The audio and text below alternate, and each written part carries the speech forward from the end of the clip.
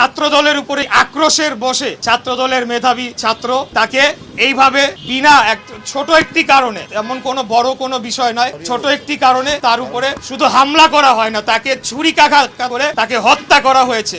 রাজনৈতিক দলের ছাত্র সংগঠনের পরিচয় আমাদের ছাত্রদের উপরে হামলা করা হচ্ছে, তাদের রাজনৈতিক কর্মকাণ্ড, স্বাভাবিক রাজনৈতিক কর্মকাণ্ডকে বাধাগ্রস্ত করা হচ্ছে, অথচ তারা কিন্তু নিজেরা তলে তলে তাদের কর্মকাণ্ড করে চলেছে। বৈষম্য বিরোধী ছাত্র আন্দোলনের সাথে যারাই যুক্ত ছিল হাসিনা বিরোধী আন্দোলনের সময়, তার ৯৯% তারা সরে গিয়েছে, তারা যার যার শিক্ষা প্রতিষ্ঠানে তাদের শিক্ষার কার্যক্রমে তারা যোগদান করেছে। অতএব এখন কারা এই বৈষম্য বিরোধী ছাত্র আন্দোলন ব্যানারটিকে ব্যবহার করছে সেটা একটা প্রশ্নের সম্মুখীন হয়ে দাঁড়িয়েছে। এখানে সন্ত্রাসের কোনো ঠাঁই হবে না। আমি এখনই এখান থেকে বলছি, পুলিশ প্রশাসনের উদ্দেশ্যে বলতে চাই, তারা যথেষ্ট ভালো কাজ করেছে, কিন্তু বেনসন গ্যাং, কিন্তু আমরা জানতে পেরেছি যেহেতু এই সরকারের মধ্যে বৈষম্য বিরোধী ছাত্র আন্দোলনের প্রতিনিধিরা রয়েছে, তারা চাপ প্রয়োগ করছে যাতে তাদেরকে গ্রেফতার না করা হয়। এই ধরনের কর্মকাণ্ড বাংলাদেশের জনগণ মেনে নেবে না। দেশব্যাপী বিভিন্ন জায়গায় চাঁদাবাজি, বিভিন্ন জায়গায় লুটপাট, বিভিন্ন জায়গায় দখলদারি,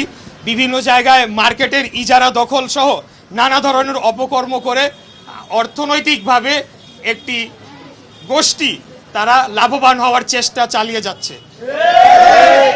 আজকে যে ঘটনাটি ঘটেছে এখানে স্পষ্টতই বোঝা যায় যে ছাত্র দলের উপরে আক্রোশের বসে ছাত্র দলের মেধাবী ছাত্র তাকে এইভাবে বিনা ছোট একটি কারণে, এমন কোনো বড় কোনো বিষয় নয়, ছোট একটি কারণে তার উপরে শুধু হামলা করা হয় না, তাকে ছুরিকাঘাত করে তাকে হত্যা করা হয়েছে।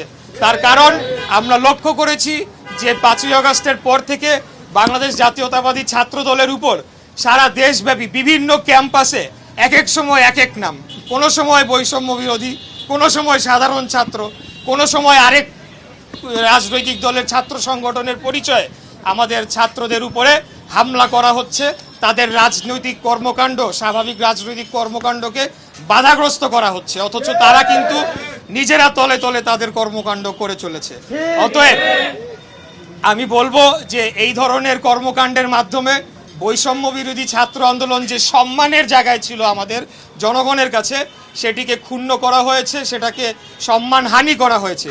এবং আমি যেটা বুঝি এবং আমি যেটা বিশ্বাস করি, এই বৈষম্য বিরোধী ছাত্র আন্দোলনের সাথে যারাই যুক্ত ছিল হাসিনা বিরোধী আন্দোলনের সময়, তার ৯৯% তারা সরে গিয়েছে, তারা যার যার শিক্ষা প্রতিষ্ঠানে তাদের শিক্ষার কার্যক্রমে তারা যোগদান করেছে। অতএব এখন কারা এই বৈষম্য বিরোধী ছাত্র আন্দোলন ব্যানারটিকে ব্যবহার করছে সেটা একটা প্রশ্নের সম্মুখীন হয়ে দাঁড়িয়েছে। প্রাণ সসের মাখামাখি টেস্ট নুডলসকে করে তোলে আরো ইয়ামি, আরো জোস। প্রাণ সসের এবং আমরা দেখেছি যে এই বৈষম্য বিরোধী ছাত্র আন্দোলনের নেতৃবৃন্দ বলেছিলেন যে তারা রাজনৈতিক দল গঠন করার পর এই সংগঠনের আর কোনো প্রয়োজন থাকবে না। তাহলে কেন এখনও তাদের কর্মকাণ্ড রয়েছে?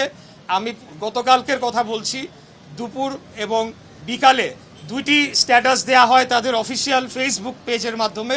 সেখানে ক্যাটাগরিক্যালি যেই দুইজন অভিযুক্ত ব্যক্তি যারা বৈষম্য বিরোধী ছাত্র আন্দোলনের কমিটিতে রয়েছে, হত্যাকারী, তাদেরকে নির্দোষ দাবি করে জোরালোভাবে বক্তব্য দেওয়া হয়। আবার রাতের বেলা আমরা দেখতে পেলাম যে বৈষম্য বিরোধী ছাত্র আন্দোলনের একজন মুখপাত্র তিনি বলছেন ভিডিও ফুটেজে স্পষ্ট বোঝা যাচ্ছে না, যারা দোষী তাদেরকে আইনের আওতায় নিয়ে আসা হোক। তাহলে কি কোনটা আমরা বিশ্বাস করব? প্রথমটা বিশ্বাস করব না দ্বিতীয়টা আমরা বিশ্বাস করব? আমরা বলতে চাই যে বাংলাদেশে আমরা হাসিনা পরবর্তী, ফ্যাসিবাদ পরবর্তী এই বাংলাদেশে আমরা সকলেই সহ অবস্থান করতে চাই। প্রত্যেকটি ক্যাম্পাসে সকলেই যারা রাজনৈতিক দলের সাথে যুক্ত রয়েছেন বা রাজনৈতিকভাবে সচেতন রয়েছেন, তারা নিজ নিজভাবে তারা রাজনীতি করবে। এখানে সন্ত্রাসের কোনো ঠাঁই হবে না।